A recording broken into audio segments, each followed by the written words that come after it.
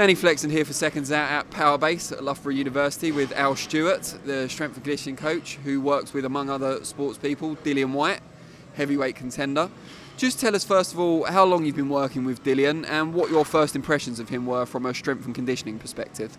So I've worked for this is my third camp with DILLIAN, so for the Brown fight, the Parker fight and this one. So he's been with us for coming up to 3 years now, and he's really developed as an athlete. He's really come on. In terms of his starting point, I think by his own admission, he was at a fairly low starting point when he first came into Loughborough. And I think that's highlighted by the fact the environment that he's in now. Because I think you'll see around here this morning we've had gold medalists from Olympic Games in training, in swimming, we've got athletes in here. So in that sort of broad spectrum of sort of athleticism, he was quite low down that sort of pecking order. Look, some things based on his history he's very, very good at. Very strong man. He's done a good history of weightlifting in his background and things like that. So certain things excellent, but there are other things to do with his athleticism and some of the coordination stuff, some of the lower body strengthening stuff that we've really focused on over the last 3 years, not just in the last 3 camps. So. When you first started working with him, were there kind of areas of not necessarily weakness but that weren't as strong as others that you immediately focused on? And is it something that's typical of boxers in general, that there's certain areas that they're not as good at? Yeah, I think so. Everybody's got their strengths and weaknesses, and sometimes what might appear to be a weakness at first could actually be a strength. So in boxing, for example, the ability, we call it disassociation between upper body and lower body. So if you were to send somebody to skip and swing their arms around, typically everybody would do it in time. With boxers though, quite a lot of the time they'll do it out of sync, which is quite a good thing really, because if you can avoid having to do everything through your feet in order to move to throw a punch, if you can avoid that having to come off the feet and you can just produce a shot from your shoulder, obviously it's much quicker, much harder to read and react to.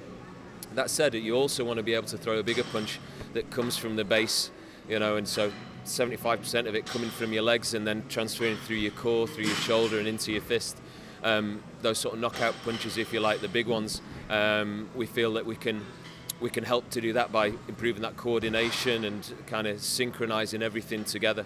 So a lot of the work we do has been around that sort of coordination and movement technique, alongside all the strengthening work and the power development and everything else. There's been a large element, I would say, on that coordination.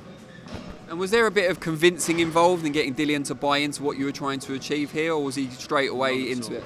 None. Yeah, none at all. None at all. Totally. Out of all the athletes I've worked with, I think the main difference is he's really happy to try new things, try something out. He picks up on things really quickly when you show him. You show him where there might be a chance to improve and get a benefit. He sees it straight away, and he's happy to try things. And even if it's difficult at first, he's happy to keep going, keep trying, keep pushing, whether it's something technical, whether it's in terms of a load that we want him to shift, a speed, or a conditioning session where we give him a target, a set time. He'll strive for it. If he misses it, no problem, he'll get back on, he'll go again and again and again. And that sort of that attrition and that desire to be better and improve, I think that's one of the things that sets him apart really from a lot of other athletes that are out there. So you've worked with him, as you say, for 2.5 camps now. What have been the significant improvements you've noticed in him during that time? Yeah, I think going back to the coordination, that's one of the things that we've really focused on. So we do a lot of work down at the track where we look at sort of sprint technique and that running technique. So if you can coordinate your body to be able to accelerate and sprint, I think that's a real challenge, and something that I know sort of historically boxing will they'll do a lot of slow miles, and they'll go out on the roads and they'll have a bit of a plod, for want of a better sort of expression, which DILLIAN was fine with. He could shuffle along and that was okay, but to try and coordinate that sprinting movement and coordinate an arm drive and control that through his trunk, that takes another level of, again, coordination and control that he's really developed. So in terms of his running capability and that technical bit, he's really improved with that over the last, well, not just this camp, but over the last few camps since he's been with us really. He's been on an upward curve in that respect, yeah, for a long time. Can you let us in on any numbers on his sprints, any times or anything like that? No, we don't look necessarily at the time. So we'll start with changes of direction also. So we'll look at that rotational start. So again, we're looking at getting into good positions where you can produce force and power from. So we're looking at like a crossover step, so rotating the hip, similar to when you throw in a hook. That sort of hip rotation when you're throwing those straight shots off the right, it's that hip rotation again. So we're looking at finding ways of increasing the number of opportunities to produce movements like that. So we sort of improve his scope of that skill. So it's not just very closed and isolated to boxing, but he can rotate and use that to generate force, to run, to jump, to explode, to change direction, those kind of things. So yeah, it becomes difficult then to start to look at specific times on sprints and things like that. But he's definitely getting quicker, and I know he measures himself against a few of the sprinters from British Athletics that are in their warm-ups training, and he'll often be in the lane next to them, sort of running along and trying to sort of measure himself and check how he's doing there. So. Dillian came quite late to boxing. Do you think working with people like you at facilities like this helps him to mitigate some of that disadvantage from starting a bit later than his peers? Yeah, I think so. Again, like we've spoken about, the environment here at Loughborough, you do have world-class athletes in and around. I think we've got 11 national governing bodies that are based here at Loughborough.